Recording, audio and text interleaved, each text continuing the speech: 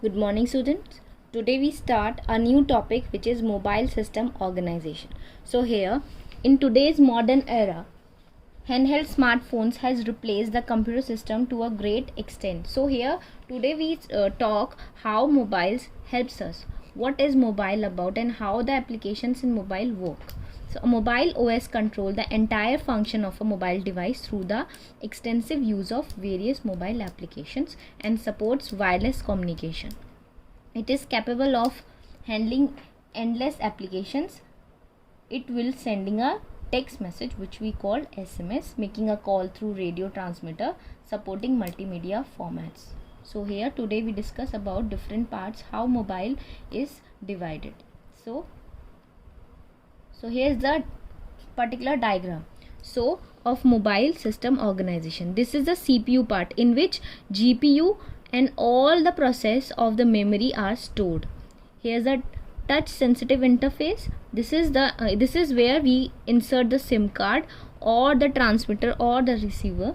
This is the battery management, and this is all the GPS, the display, KBD, your camera, your microphone and your speaker.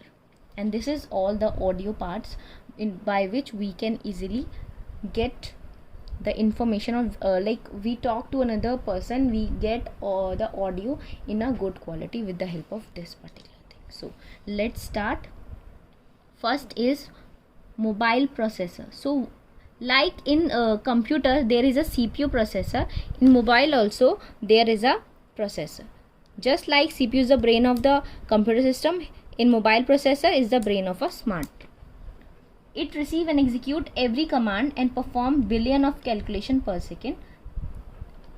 A mobile process further constitute 3 units. So here a mobile is consist of 3 parts. First is application process unit which we call APU. Second is graphics processing unit which we call GPU, and third is communication process unit. So here application process unit of a mobile processor work a same the way control unit. Like in computer, CU works as in mobile application APU works. So it is responsible for controlling and governing the entire set of tasks and execution that take place inside a mobile system. So here next we talk about GPU. GPU stands for graphical processing unit. So here a GPU process graphical and visual data. So it is responsible for such thing as rendering, web page and gameplays. The base graphical means the UI, the interface, how you see the particular pictures, the image, the games you are playing. So having a dedicated GPU is much more efficient than letting the CPU handle it, since it's allow for lower power consumption while offering such benefits as better images processing and anti-aliasing and geometrical realism.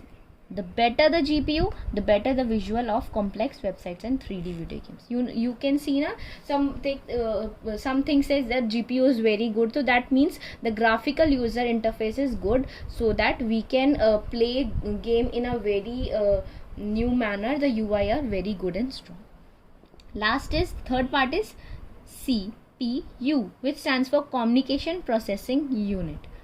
The communication processing unit, by this you can get to know that what you mean by communication. Communication means the control of call making, receiving on a smartphone. It coordinates the middleware software present inside a mobile phone and is composed of a digital signal process that coordinates with transceiver, receiver or audio subsystem. So here are the different parts in also communication processing unit. First is radio signal management unit. It is all based, or we can say connected through your SIM to the base station through radio signals like cellular networks such as 3G, LTE, 4G base mobile net. Second is your audio subsystem. This subunit covers the voice signal, analog type into digital signal and vice versa. So it actually convert analog to digital and digital to analog. The voice signals receive an input through built-in mic and convert the generated audio output and send into that again built-in mic. How this work? Next is DAC, digital to analog converter. It convert digital signal to analog, and again it's ADC, means analog to digital.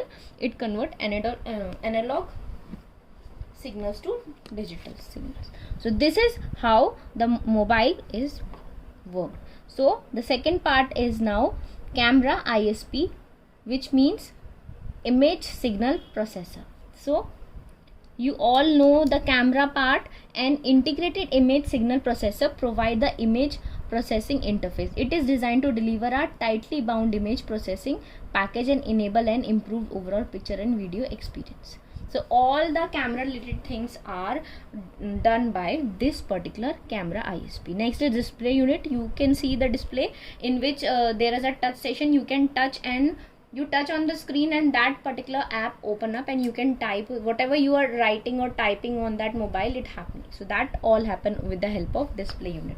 The display unit of a smartphone provides touch interactive screen that activates touch sensor of the mobile system and responds to the instructions given by the user using the sensor enable and display. So sometimes the mobile get on the screen, we can say it something happen, your mobile get broken, so they're sensitive, the touch actually display you have to make you have to repair it by giving a new display. Next is memory unit. Like in computer, of course, in mobile also there is a memory. One is RAM and ROM. RAM again random access memory, ROM is read-only memory. No smartphone can function without the use of RAM, which is system storage, and ROM, as a name suggestion, their memory allow the user read and operation. So in smartphone also OS जो है होता है वो ROM में होता है, and it's loaded in RAM when start running the application in the internal memory. So next is your battery backup. You all know mobile has a battery, is the main source of power supply for the device. Almost all mobile phones are equipped with lithium ion battery. Battery capacity is a measure that indicates how much electricity a battery can give. For smartphones, capacity is measured in milli per hours. A larger capacity of battery provide time without recharge.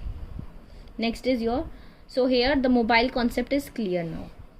Next is software concepts.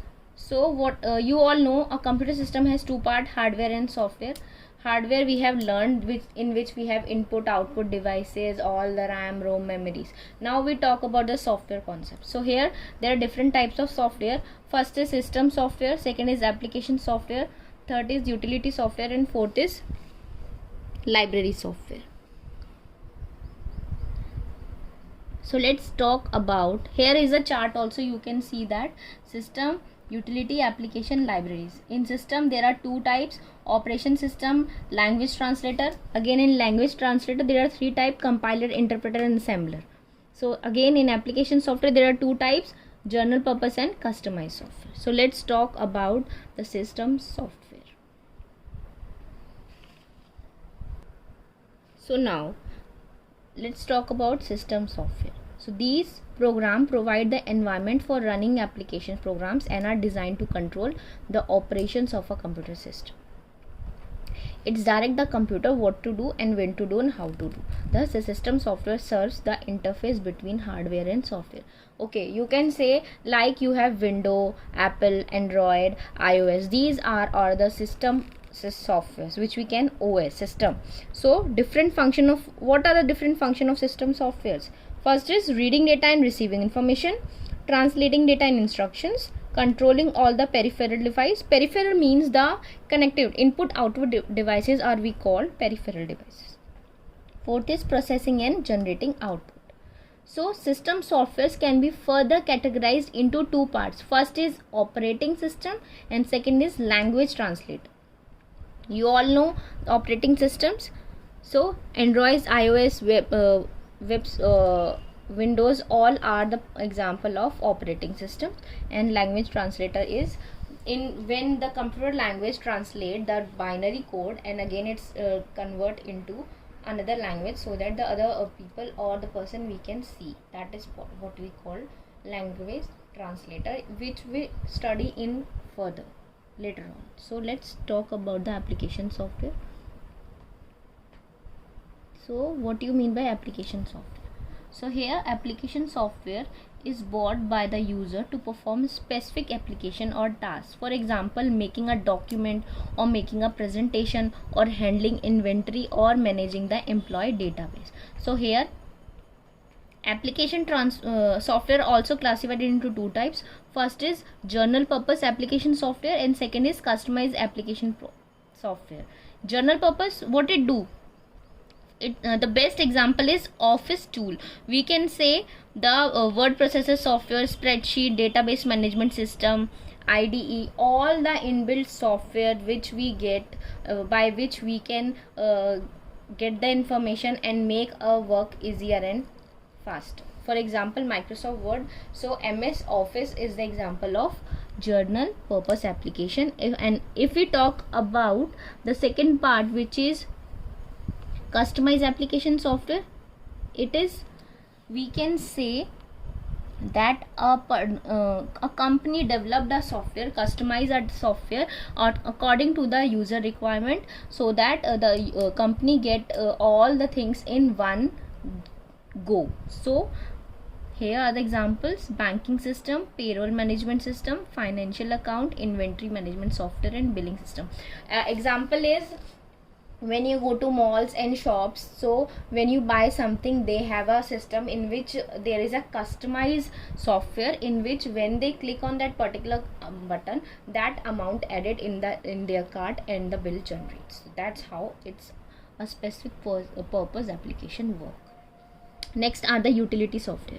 So what do you mean by utility software? Utility software are those softwares which give a computer a new enhancement, or we can say add a good things in a computer.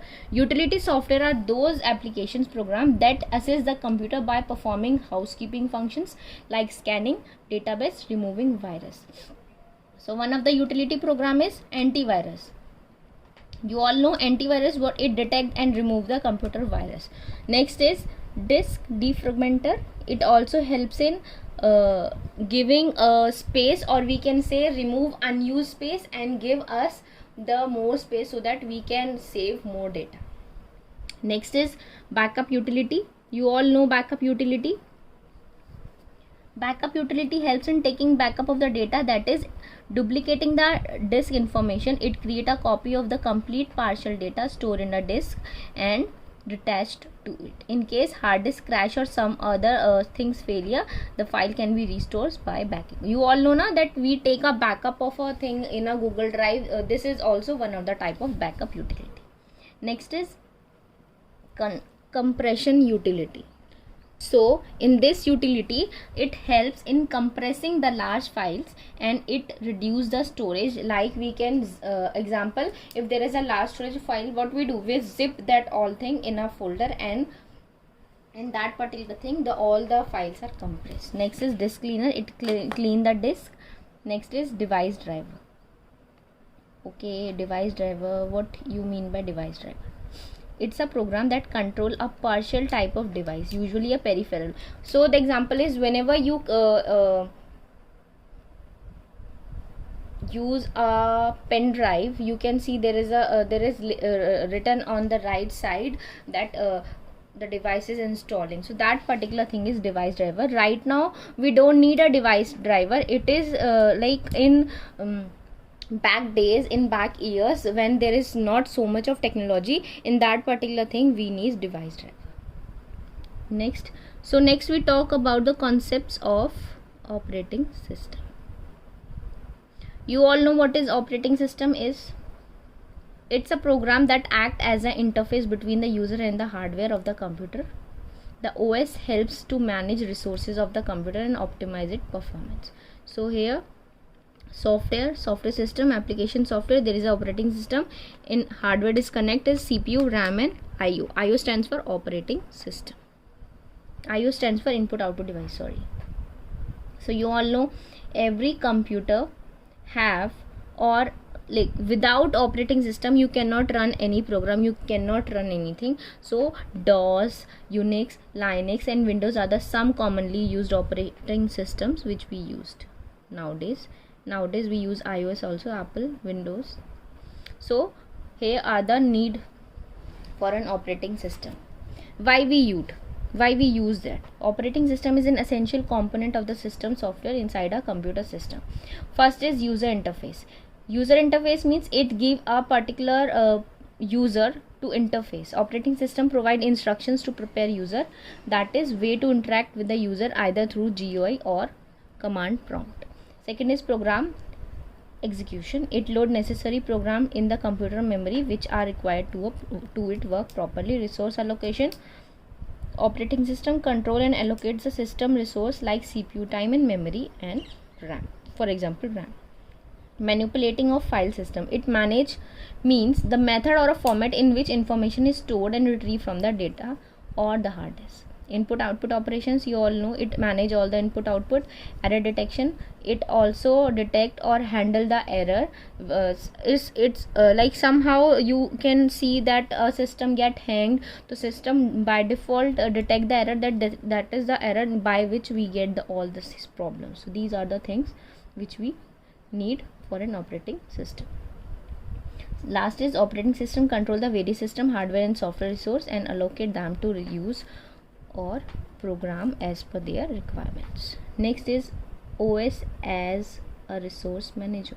So how OS work? You all know operating system is responsible for all the allocating resource to a specific program to complete their task. So when a computer has multiple users, the need for managing and controlling the resource like memory, file, device in even greater. Operating system keep track of who is using which resource, grants resource request and handle the same request from different user and program. Thus, operating system as a resource manager manage the protects multiple computer resource. This is how it's work. It's handle all the things. So next we talk about program loader. What do you mean by program loader? A loader is a part of operating system, that is system software program that is responsible for loading program and library from secondary storage device to the main memory. It is one of the essential stage in the process of starting a program, and it places program in the memory and prepare them for execution. So how it's work? So first you can see here you can see a diagram. Source program, first go to assembler, object program, then it's link and execute the code and it give to the memory. So basically what we need, program executor is actually divided into three parts: language translator, compilation. So it compile the language, right? First is assembler. Assembler is used to translate the program written in assembly language into machine language. The input of the assembler is a resource program that contain assembly language instructs.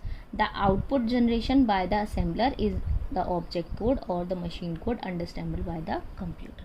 This is very important. Assembler, compiler, this can be come in exam. It's very important. An interpreter. So what assembler do? It convert, it translate assemble source code into object code. What compiler do? The language processor translate the computer source program as a whole in one go machine and called compiler. For example, C and C++. This means it compile the whole code in one go. In one time it compile and it give us the result, right?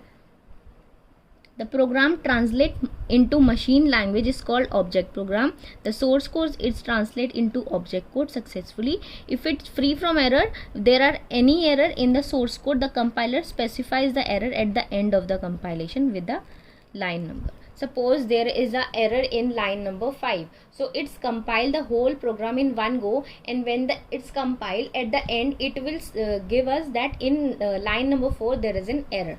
That is how compiler works, like in C and C++. But if we talk about interpreter, excuse me, interpreter compile line by line. It means if in your first line there is error, it will not proceed in the second line unless and until the error gets solved, like in Python. the language processor that translate a single statement of source program into machine code and execute it immediately before moving on to the next line is called interpreter. If there is an error in the statement, the interpreter terminates its translating process that statement and display an error message. वो आगे नहीं जाता, वो वहीं रुक जाता है. See, this is source code. There is a executable program object. This is compiler. This is interpreter. It's give and it's in at the end it gives the proper error. But in interpreter, if there is an error in second line, it will not go complete. It will give the second error in that second line. Excuse me. So here's a difference between compiler and interpreter, which is very important. You have to study it and it can become in the exam. So next is linker. What is linker? Linker is the final stage of compilation process is linking. So when the program is compiled, the source code get converted into the object code. This object code is further combined with the necessary associate files, library and built-in object codes to convert into an executable file. So this is how what is linker. So there's example. First we enter program, edit source, compile source. If there is syntax, then again it go to again enter program, but if the program code is syntax free, then it link the system library, it give the executing system code, logic and errors, and then connect, and it will give you the answer or the proper coding. So next we talk about is library. What do you mean by library? So library is something which you find in the coding part.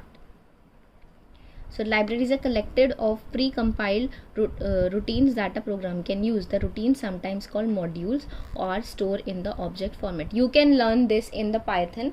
Like when we further go how we code on Python, you can see that in Python there are libraries, inbuilt libraries, in which you have an inbuilt program. With the help of that, you don't need to write a whole program. You just retrieve the data from that library and use in your codes. For example, to find the power of a number x, y, we need to import the maths library. Simple hai. What we do, we just import the maths library, and with the help of that we can easily calculate the things. So here import maths, print pow 5, 3. So here it give the answer. So pow is the library input which we retrieve from the Python. Next is square root. If you want to find the square root, so print square root 25. So it will give that it is 25 the square root, right? It will give the answer. So thus library play a significant role in the program compilation and execution.